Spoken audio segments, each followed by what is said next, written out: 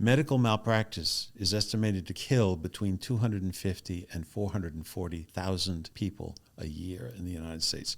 That's 3 to 5 times as many deaths as gunshots, vehicular accidents combine. And that 3 to 5 times, when you combine that thought process with what you just described with Louisiana's medical system consistently being ranked in the 40s, I don't have the numbers. Our odds are probably worse than that. You know? Exactly. Yeah. Exactly. Welcome to Bayou Justice, breaking victims, protecting power. I'm your host, Chip Wagar, a medical malpractice attorney dedicated to reforming Louisiana's healthcare laws. On this show, we dive deep into the challenges faced by patients in our state, exploring how current laws often favor institutions over individuals. Each episode will bring you compelling stories from victims, insights from legal experts, and perspectives from lawmakers. Join us as we work to shed light on these issues and push for meaningful change in the Bayou State.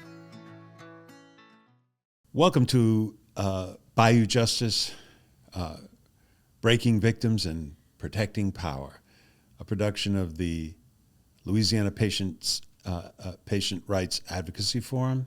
I'm Chip Wagar, and I'm here today with T.C. Wicker, T.C. Wicker the Fourth. I'm a third myself, actually, so you're ahead of me. And we're going to talk a little bit about medical malpractice today. But let me first introduce T.C.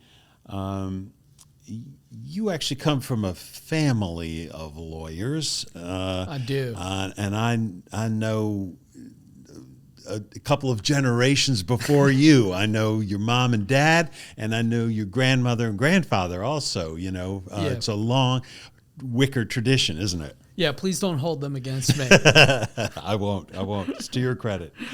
So you're a 2017 graduate of Tulane University Law School. Yes, sir. And you clerked for the chief judge of the U.S. District Court in Eastern. Absolutely. Judge Nanette Brown. That's my right. Judge. And you actually teach or taught trial advocacy at Tulane's trial advocacy program? Yes, that's a lot of fun. I know you love talking trial more than anybody, and the hope is that the trial advocacy program doesn't just devolve into telling war stories, because people love to talk about their experiences with trial, but actually focusing on the skills. The skills. It's a great program. The people that run it put together a great curriculum, and frankly, it's a ton of fun to participate in it, and it's an honor to just go back to Tulane and help out. You have been designated a rising star by super lawyers, I think. I don't know how much that actually means. Well, it means something. And you did after you got out of law school, it's my understanding you did criminal defense work. I did. For a time. And one of the things, I don't know much about criminal defense. I never did it. Well, actually, I did do it after the hurricane. I did a little volunteer work there. But you get a lot of trial advocacy skills the hard way. Yes. The burnt hand teaches Beth method, you know. So you got your fair share of trials, I guess, from that. I did. I took witnesses in 4 trials. My first year at Jones Walker, which is where I did white collar work, I had a particularly difficult trial in Clinton, Louisiana. I got the chance to work with a Baton Rouge criminal attorney. He was great, taught me a lot.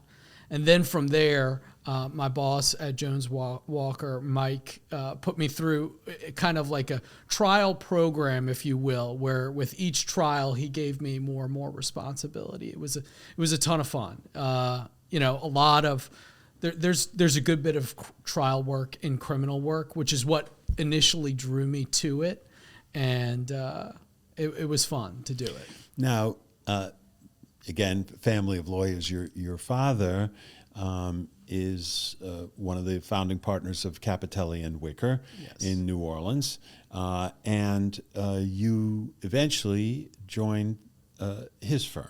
I did. I joined 2022, and so we're going in year 3. All right, and it was there that you maybe first began doing medical malpractice? Yes.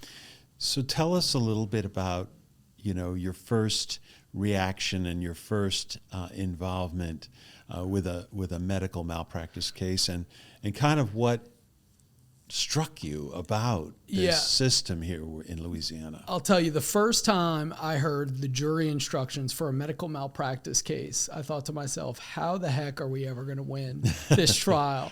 I was used to tearing down the house, if you will, with a criminal trial where the burden is on the prosecution and we're trying to break their house. And now we not only have to build a house, but basically the jury instructions emphasize at least 5 different ways that we're talking about anything that could be considered relatively reasonable is fine. And any excuse, any justification, any rationale, practically any way that you can possibly exonerate the defendant is okay. I'm sure you've had this discussion more times than you can count with potential clients, but hey, I think you received very poor medical care, but there is a difference between poor medical care, poor medical outcomes, and a breach of the standard of care. And the jury instructions emphasize that about 10 different ways to Sunday. So the first time I heard those, it was pretty tough. It was it's a tall mountain to climb. I'm on a new battlefield. And tell me, the jurors, which naturally are coming from the community, be it New Orleans, Jefferson Parish, wherever we do this, the viewpoint toward doctors versus their view of lawyers. I mean, when you're in a criminal forum, it's a little bit different. It is. But here you are in a courtroom, and sitting at the table over there's this guy in the white coat. He's a doctor, et cetera, et cetera. It's a challenge, isn't it? No matter how badly he's made, he's messed up and caused catastrophic injuries, it's a challenge, isn't it? People personalize, and I understand this, personalize their doctors because it's like, well, I go and see a doctor. I trust my doctors. I trust if I didn't trust my doctors, I would not go see them. And people want to impute that trust upon all doctors. And, I understand that idea. Meanwhile, the natural inclination towards lawyers in society often is, I don't trust lawyers. So it's kind of something that we have to overcome. But separately, what I've learned is that even though people may trust individual doctors, and I think for good reason, they don't always trust the systems that doctors work in. And that's, frankly, more often than not, I think, where a successful case can begin. And if you talk to doctors that work within difficult systems, insurance may guide a lot of decisions that they make, and it makes things difficult. So, it's trying to bring things out of the specific individual and taking a look at the system as a whole, I think, is what a lot of people respond to when you're talking about a criticism of medical care. A lot of people say it's really hard to find a medical malpractice lawyer in Louisiana. There aren't many lawyers that are willing to take on a medical malpractice case. Now, my firm does pretty much nothing but medical malpractice. Your firm does medical malpractice, some other things, criminal defense work also, and so forth. But why is it that so few lawyers who have personal injury practices will take medical malpractice? Why do you think that is? Yeah, I think a lot of lawyers look at it as a simple business decision. The cases take much longer. They're much more expensive. They're much more difficult to prove. And then with the cap, the possible recovery is less. That's a pretty hard 4 factors to go up against.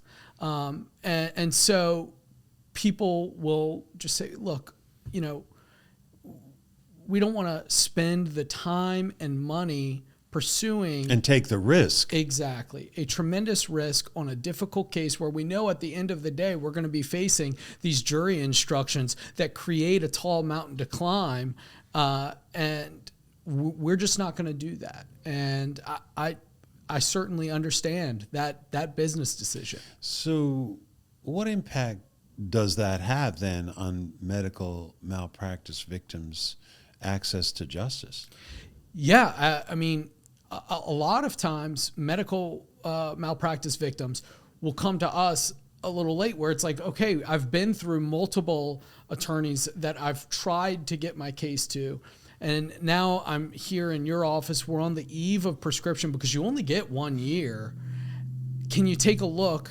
And, you know, there have been occasions where, no, I can't. There's too little time to understand the medicine behind your case, and we're going to have to, you know, we wish you the best. If you want to file some sort of claim prophylactically to, you know, stop the clock, stop the clock, we're happy to take a look. But that's a really hard conversation to have with a whole lot of people.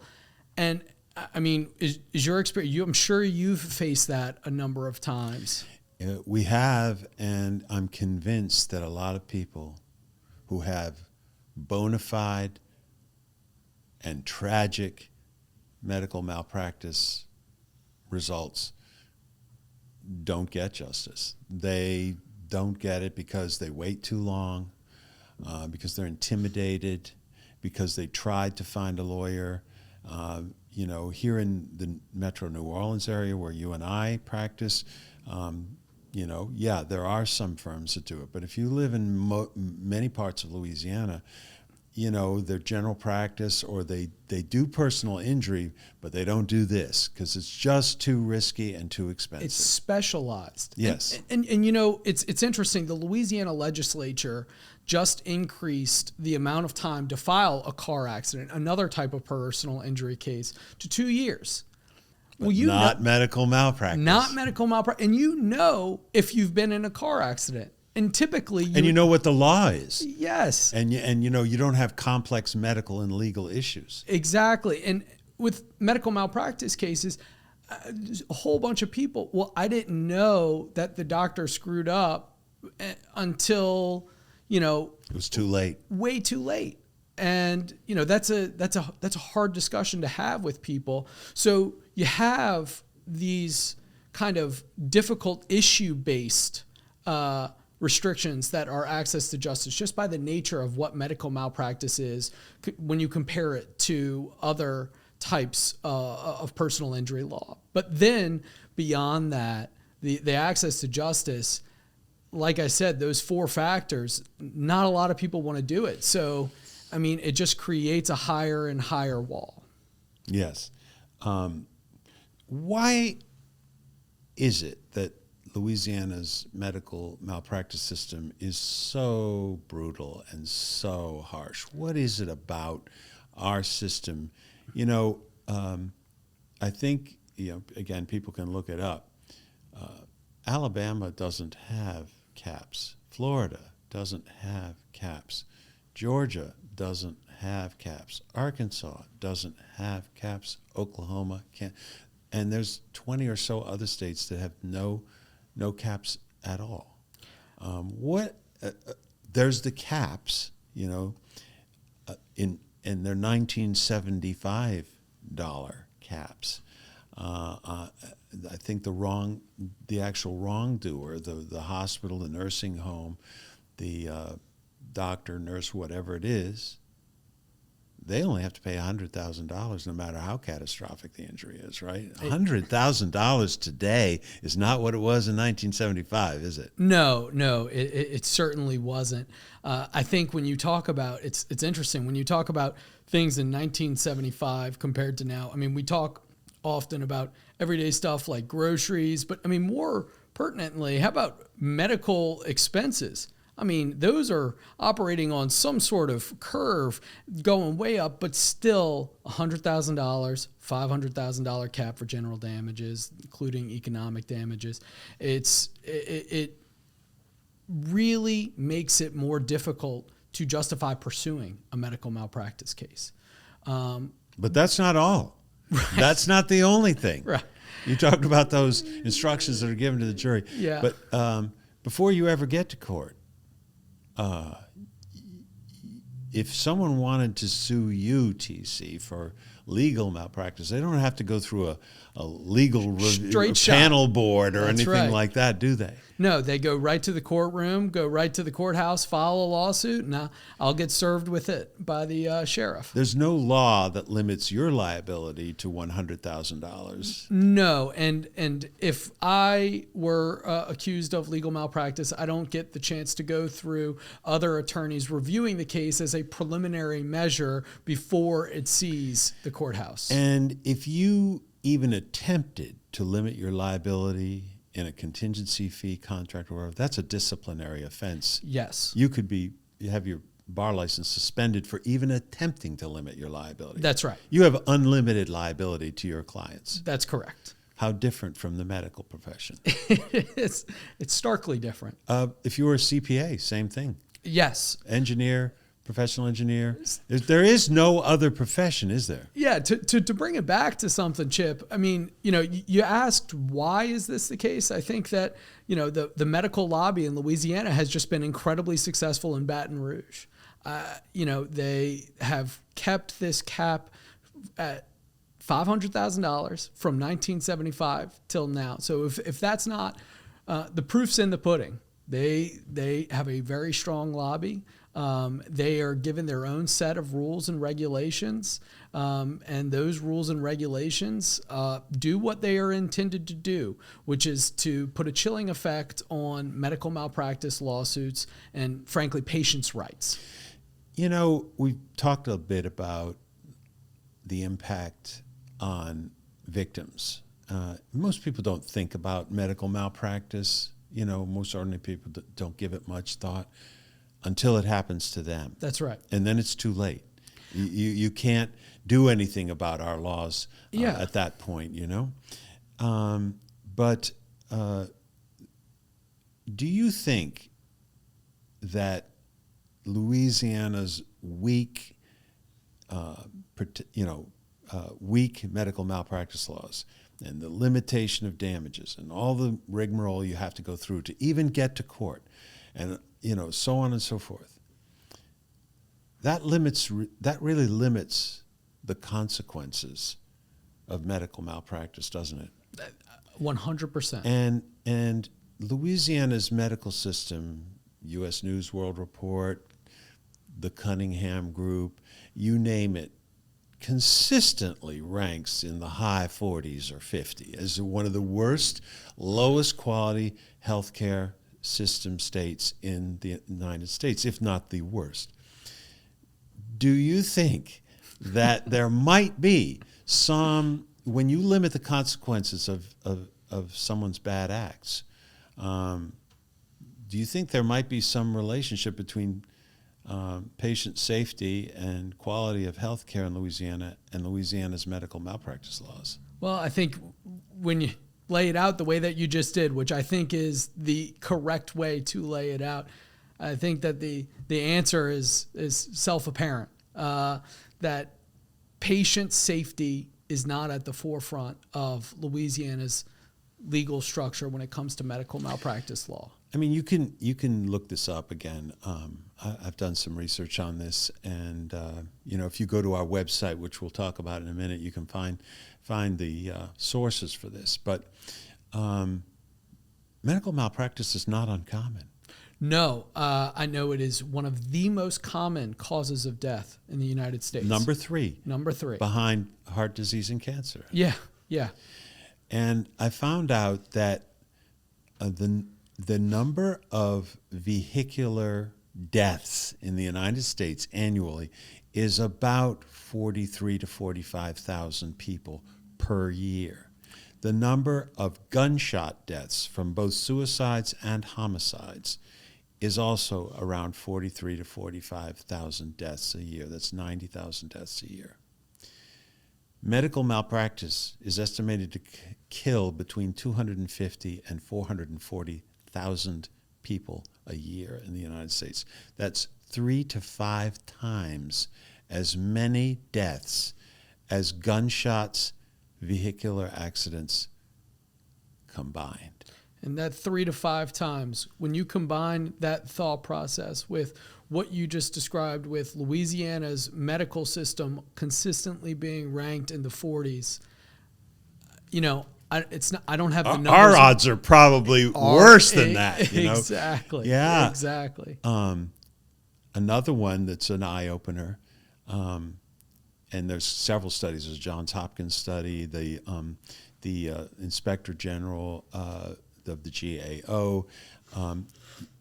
The figures vary slightly, but you have a person walking into a hospital has about a 1 in 9 or 1 in 10 chance of being injured or killed in the United States every time. So in your lifetime, you or a loved one probably will be injured and, God forbid, or killed in a hospital due to negligence, medical error, and so forth. And again, and I'm thinking that's the national statistic. Exactly. Yep, you just beat me to it. That's a 10% throughout the United States. Well, what does that mean for Louisiana? And what consequences are there for when this happens? In other places, they work towards building up those consequences with a thought towards patient safety. But frankly, the consequences here are just minimal when you talk about the system we have set up. And you just have to ask yourself, why has it gone on so long? Why have people in Louisiana put up with this when we have the worst medical malpractice system for compensating for full, fair compensation of medical malpractice systems? We have the worst in the nation. Why? So our system is based on the 1975 law was based on Indiana's system. Notre Dame in Indiana recently played in the Sugar Bowl, and I was talking to one of the Notre Dame attorneys when they came down here. I happened to meet him, and he asked me what I did. I told him I primarily do medical malpractice plaintiffs work.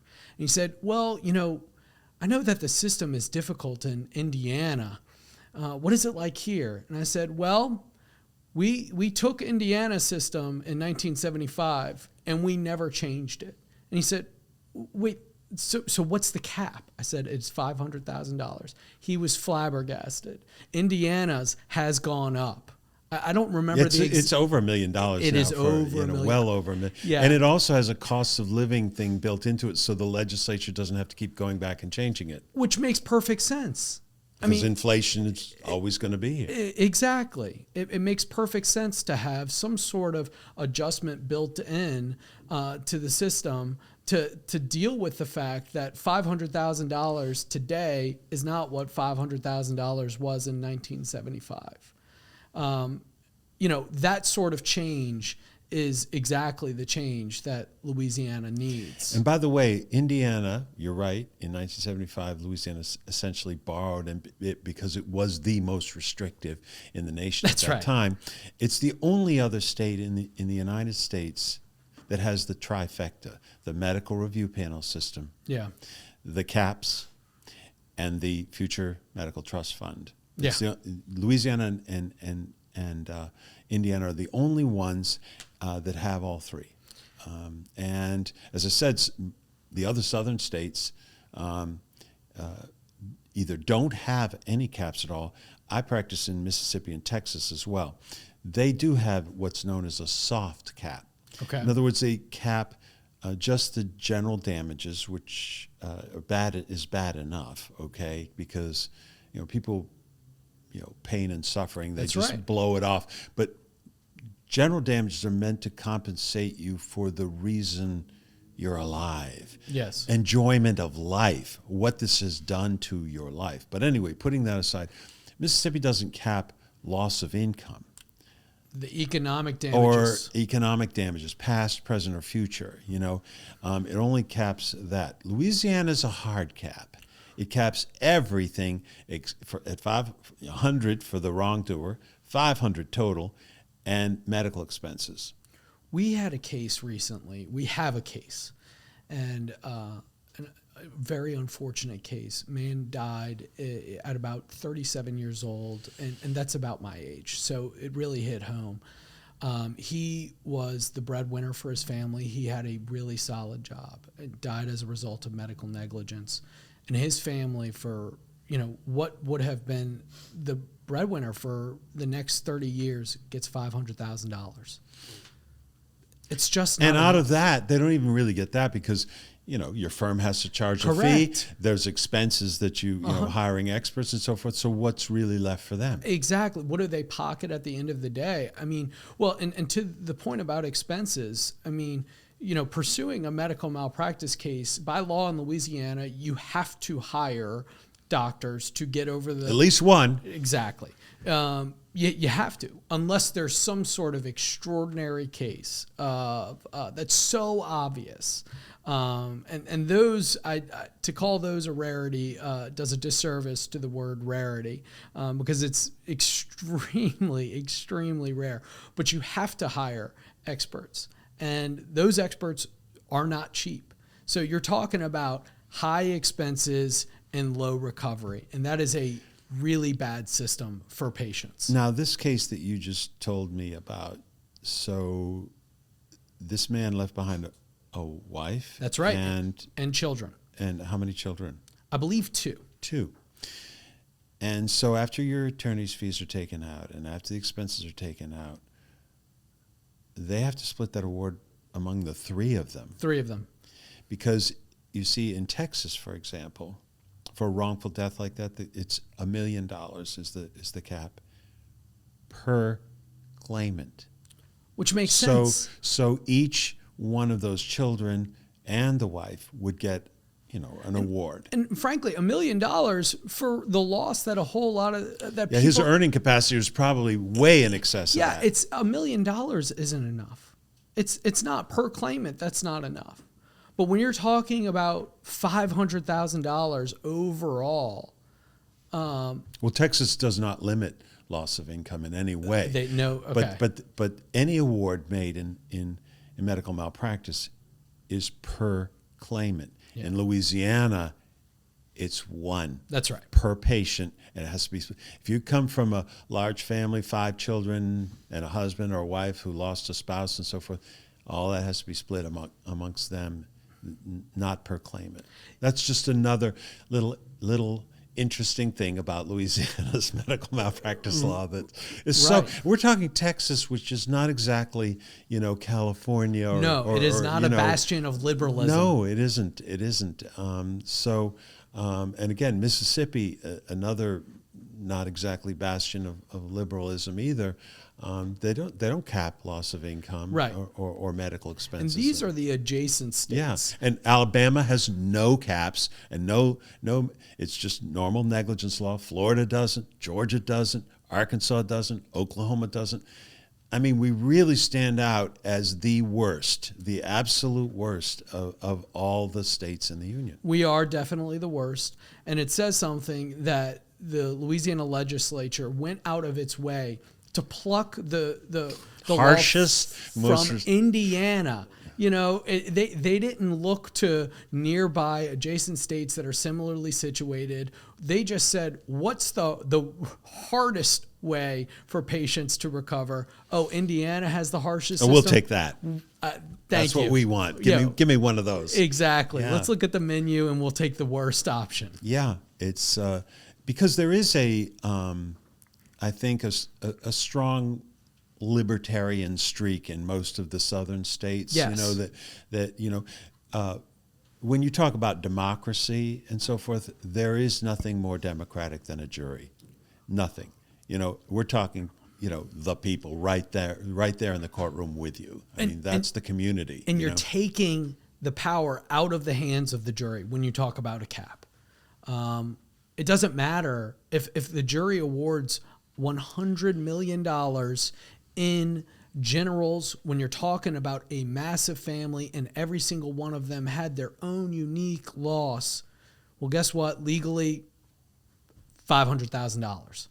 When you take that power away from the jury system, you're not trusting juries. And I mean, You're not trusting the people. That's You're not right. trusting the community. That's Instead, a jury in 1975 in the Louisiana legislature who never heard the case, never heard the evidence. That's right. Doesn't know anything about it, decided 50 years ago that that's all you could get. TC, thanks so much for coming by and sharing with our viewers your own experiences in medical malpractice. And I want to just give you one last question. For the people in the Louisiana legislature that may watch our discussion, what would you like to tell them, or what would you like your message to be to them when they consider medical malpractice and victims' rights? Yeah, first of all, I would tell them to trust their own citizens. As we've talked about with juries, trusting juries means trusting citizens. So that's number one. Number two, if Louisiana is going to continue with a cap and going to continue with the extremely punitive medical review panel system that we have that just delays the ability to access justice over, potentially 3 to 4 years, we need a cost of living adjustment to the cap from 1975. The dollars just aren't the same. And, every other aspect of, take a look at judicial salaries. They have certainly gone up since 1975. Everybody's salary has gone up since 1975. We need a cap that is commensurate to that fact. But, Chip, thank you for doing this. Thank you for hosting me. This has been a ton of fun. I am extremely thankful and honored to be a part of this podcast. And I mean, you are truly doing the Lord's work here with putting this on, and I truly appreciate it. It's an honor to be a part of this organization. Thank you, TC. And if you want to know more about this system that we have here in Louisiana, if you'd like to do something about it before it happens to you, maybe, visit our website at patientrightsla.com. You can tell us your story. You can join our cause, and we will let you know when a bill comes up in the legislature to do something about this terrible law that we have had to live with. Thank you for watching, and we'll catch you next time. Thank you for listening to Bayou Justice. I hope today's episode has given you valuable insights into the complexities of medical malpractice in Louisiana. If you'd like to learn more about our mission or get involved in our advocacy efforts, please visit patientrightsla.com. Your support can make a real difference in the lives of patients across our state. Remember, together we can create a fairer, more just healthcare system for all Louisianians. This is Chip Wagar, and I'll see you next time on Bayou Justice.